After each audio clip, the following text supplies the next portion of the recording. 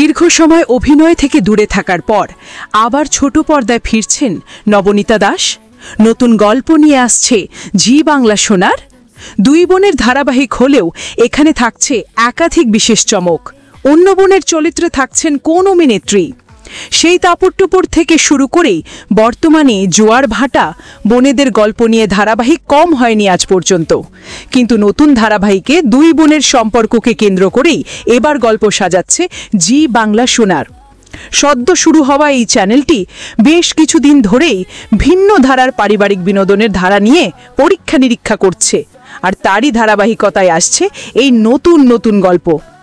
চেনা ভঙ্গিতে হলেও এইবারের গল্পের কেন্দ্রবিন্দুতে দুই বোনের একে অপরের পরিপূরক হয়ে উঠবে, যাদের সম্পর্কের ওঠা পড়া, ভুল বোঝাবুঝি আর টানাপড়নের কোনো জায়গা নেই, বরং গাঢ় সম্পর্ক নিয়ে গড়ে উঠবে ধারাবাহিকের মূল প্রবাহ। এই ধারাবাহিকের প্রধান চরিত্রে থাকবেন বলে জানা যাচ্ছে অভিনেত্রী নবনীতা দাস। তাকে সর্বশেষ দেখা গিয়েছিল 2023 সালে স্টার জলসার তুমি আশেপাশে থাকলে ধারাবাহিকে।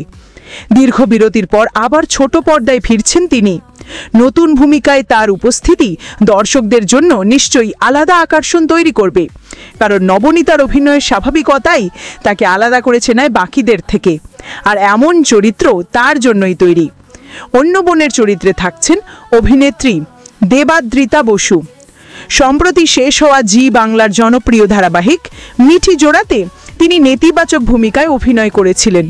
সেখানে তার অভিনয় যথেষ্ট প্রশংসা কুড়িয়েছিল। প্রসঙ্গত, দেবাদ্রিতার আগের ধারাবাহিকটিও ছিল তিন বোনকে কেন্দ্র করে। সেই গল্পে তিনি ছিলেন মেজ বোন। এবার আবার একেবারে নতুন পরিবেশে ভিন্ন রকম চরিত্রে তাকে দেখা যাবে। দুই অভিনেত্রী একেবারে আলাদা ধরনের কাজ করে পরিচিতি পেয়েছেন, তাই তাদের একসঙ্গে দেখা গেলে সেই কেমিস্ট্রি পর্দায় কতটা জমে ওঠে তা দেখার অপেক্ষায় থাকবেন দর্শকরা।